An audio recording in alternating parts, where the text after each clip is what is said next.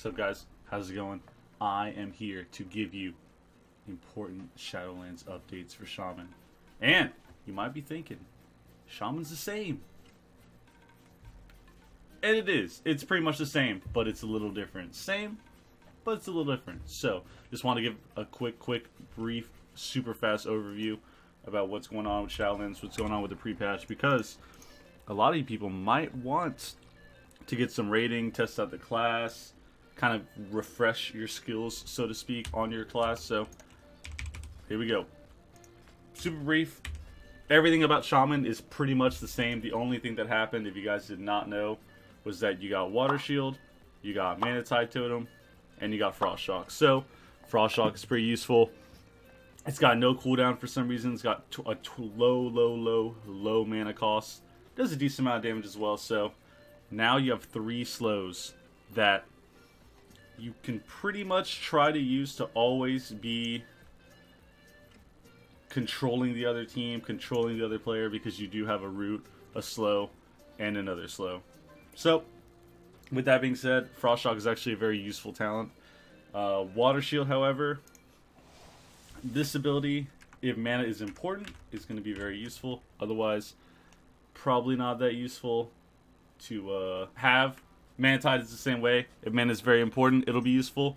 But we'll have to see. That depends. That depends on the meta. That depends on how much you're going to get attacked. How much swapping shields is very important. Because if any of you do remember, if any of you have played Water Shield before, it is very important. And that is one thing about Shaman that a lot of people can do well. A lot of people can do not well.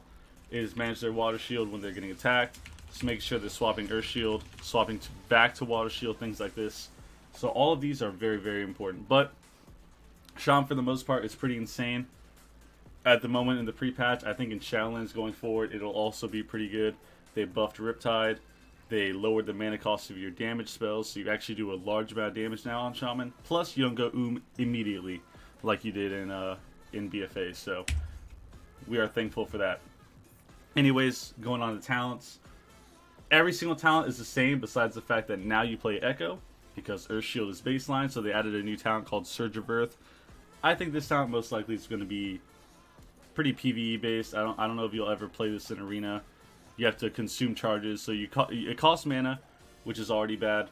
Then you consume your charges, which is even worse, and then you have to reapply Earth Shield most likely. So for not that much healing, I don't think this talent is worth it. I think it's much better to go Echo.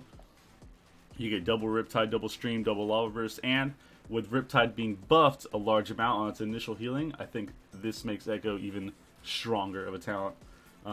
For those of you asking if you're going to go Torrent or not, I don't think so, because Unleash, once again, low mana cost, high amount of healing, buffs your next heal, so it can buff your next Riptide as well.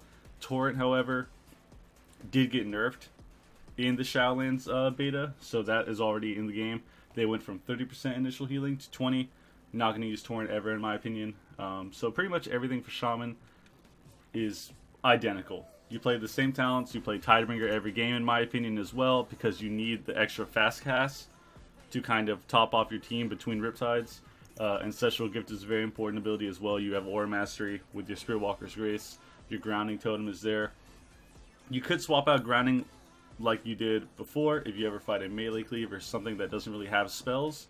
But for the most part, you're pretty much playing the same 3 honor talents. You're playing the same exact set of regular talents as well, except for Echo now instead of Earth Shield. And that's pretty much it. Shaman right now, in my opinion, I think is a very... How do I put this without getting too excited and hoping it doesn't change? Very strong healer. I think Shaman is going to be one of the best healers in Shadowlands. Shaman, Disc Priest, Resto Shaman, I think are going to be the best 3. And hopefully that does not change too often. But that's pretty much it.